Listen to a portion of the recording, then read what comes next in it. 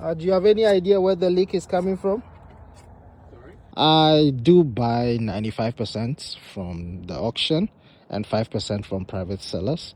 So it's not all the time that I buy from the auction. I mean, if I see a good deal from a private seller and I think it's worth, giving it a go ahead, I do buy it. So right now I'm here by Casters. I'm not sure if I'm pronouncing it right, which is about 3 hours from Edmonton. And I'm here to view a BMW 3 Series from one seller.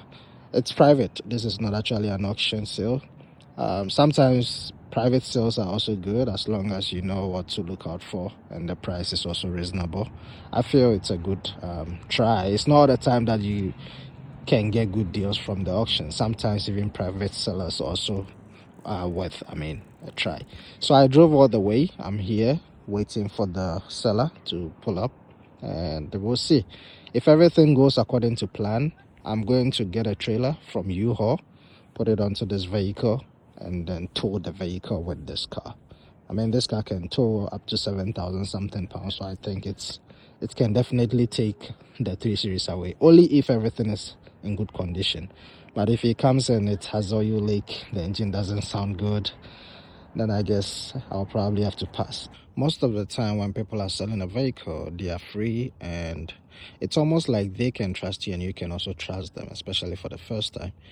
Mostly, I prefer, the seller to send me their address, possibly their phone numbers, go there in person, go there at the address, see the vehicle, test drive it, do all the checks. If I'm happy, I pay for it. If I'm not, I walk away. But it becomes a bit fishy and tricky when the seller now wants to meet you somewhere. Sometimes people do that because of safety reasons, but also sometimes people do that because there are something that they don't want you to notice. They want to hide it from you so they will not be trackable. So I drove all the way from Edmonton, a couple hours away, and now I'm here at an unknown area. I don't even know. It's my first time coming here, honestly. And this seller says that they will meet me here, Memorial Arena. Honestly, this is no residential area. I don't know where the person stays. I don't know who he is. I don't know why he wants to meet here. So now, this is the given address, and I'm waiting about an hour. It could be anything. Maybe they're trying to get the car started. Maybe it's not starting in the morning. Maybe they don't want you to hear the cold start.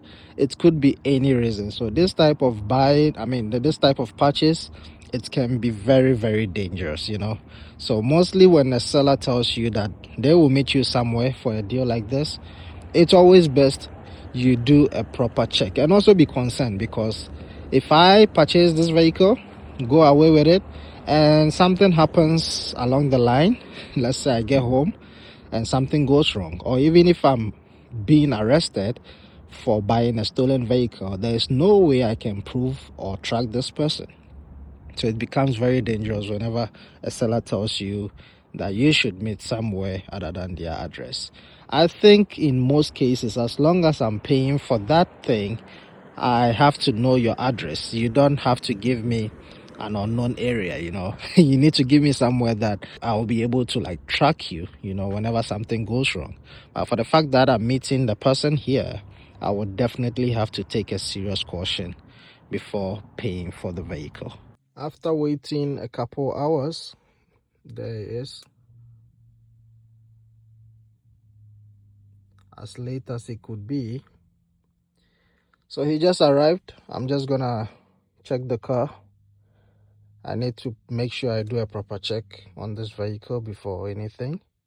So let me go take a look at it. Let's see how it goes.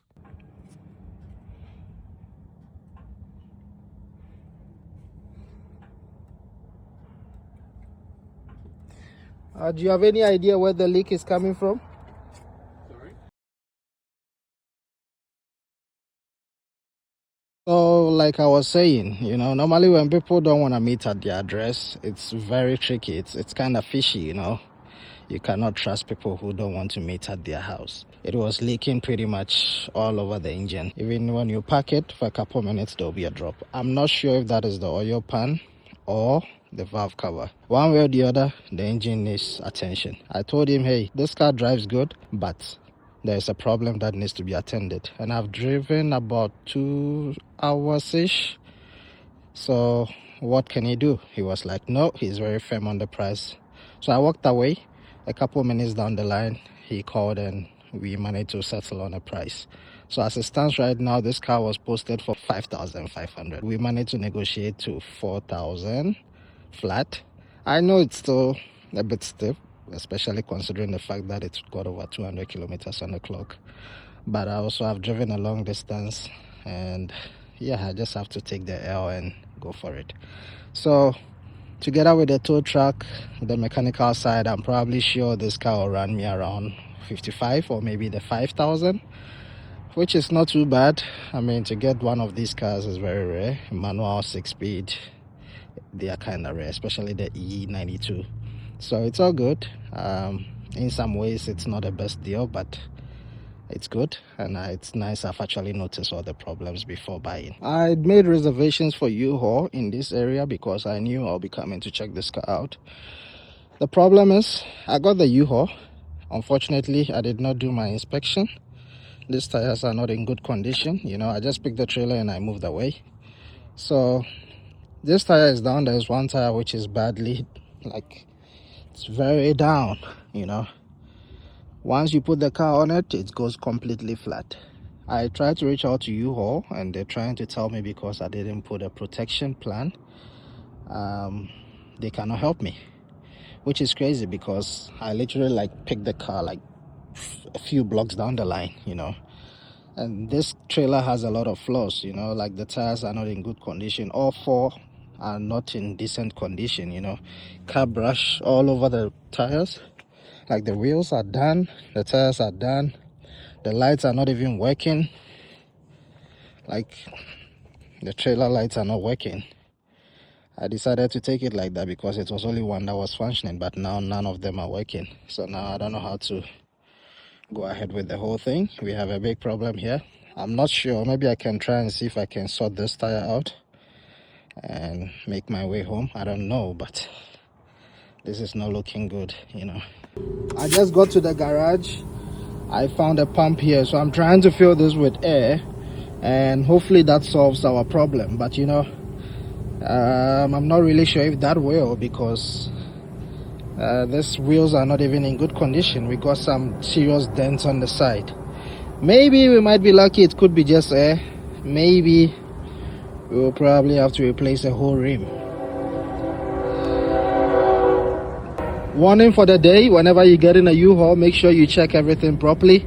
If you don't want to go through all this hassle, maybe you should just put their protection plan. I think it's about $6 or something. But yeah, I fucked up. I was supposed to have checked all the tires before taking it because I trusted them. I trusted that everything will be fine. From the look of things, when the trailer is sitting, you will not be able to tell that the tire is down. You can only tell when you put something on the trailer. So lesson learned. Just found our problem, and it doesn't seem good. We have a nail in the tire. I just saw this just now. I had to put some water to be able to see where the leak is coming from. So I got a nail somewhere. There it is. Yeah, I don't think this will be able to take me to Edmonton for sure. We'll probably have to fix this, or yeah, this is not good. Well, after spending over 4 hours with hard labor, we finally got it right. So a company came over to help. They swapped the tires, they put another tire on it, which I think should be good to take me home. So right now we've loaded the car, we've tied everything up, and I think we are ready to hit our 2 to 3 hours journey. I'm so hungry, haven't eaten since morning. So these are some of the issues and problems we go through, you know. Normally when you're in a car scene, people think it's just about buying and selling, but there's more that goes into it. A whole lot happens behind the scene. But yeah, the plan for this vehicle, maybe I should just give you guys the whole gist so I don't keep you guys in a loop. So we're planning to make this car a drift car. That's the main purpose for the purchase. It all depends on what exactly is going on under the hood. what we need to fix and how much it's going to cost us. If it's really worth it, then for sure we will definitely try to work on the vehicle and keep it. But if it doesn't, then I guess it's probably going to be a waste of time and a goodbye. But yeah, the plans is to keep this vehicle for the channel. And yeah, so let me know. I mean, the combination is really not bad, Audi, BM. But yeah, let me hit on the road, and I guess I will update you forward. Stay tuned, guys. Do not forget to subscribe to the channel, and we'll talk. Drive safe.